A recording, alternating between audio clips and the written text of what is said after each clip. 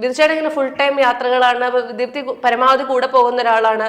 ദീപ്തിയുടെ career ഒന്ന് focus ചെയ്യാൻ പറ്റുന്നില്ല എന്ന് എപ്പോഴെങ്കിലും തോന്നിയിട്ടുണ്ടോ?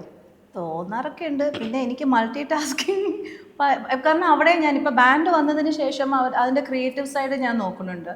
അപ്പം അങ്ങനത്തെ കുറേ നമ്മളെല്ലാവരും കൂടി ഇപ്പോൾ ഈ സ്കെച്ചിൻ്റെ കാര്യം പറഞ്ഞ പോലെ തന്നെയാണ്, സ്കെച്ചിനും ഒരുമിച്ച് ഇരുന്നാണ് നമ്മൾ ബ്രെയിൻ സ്റ്റോം ചെയ്ത് ചെയ്യാറുണ്ട്.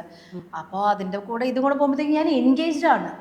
അപ്പോൾ അത് കാരണം എന്താണെന്ന് വെച്ച് കഴിഞ്ഞാൽ ഞാൻ കോംപ്രമൈസ് ചെയ്യുന്നത് എൻ്റെ ഡാൻസ് ക്ലാസ്സും കാര്യങ്ങളും, കാരണം ഞാൻ സ്ഥലത്തേ ഇല്ല.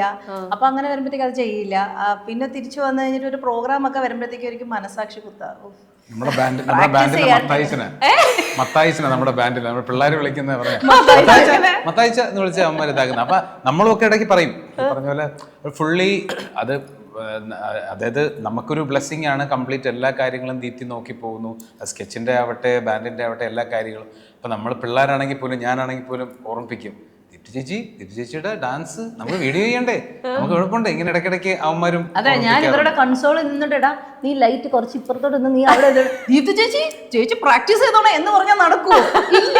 അപ്പൊ അത് കഴിഞ്ഞിട്ട് നമ്മൾ കാരണം വെച്ചാൽ അത് അതിന്റെ രീതിയിൽ വൃത്തിക്ക് നടക്കണമെങ്കിൽ നമ്മളെവിടെ, ഞാൻ അതിനെ പറ്റി ആലോചിക്കാറില്ല അധികം. അങ്ങനെ കുറെ നാളൊക്കെ കഴിഞ്ഞിട്ട് ഇങ്ങനെ പതുക്കെ നമ്മുടെ ഗാലറി ഒക്കെ എടുത്ത് നോക്കുമ്പോൾ കുറെ നാളായി ചെയ്തിട്ട് അപ്പൊ ഇടയ്ക്ക് പ്രാക്ടീസ് ഉണ്ട്.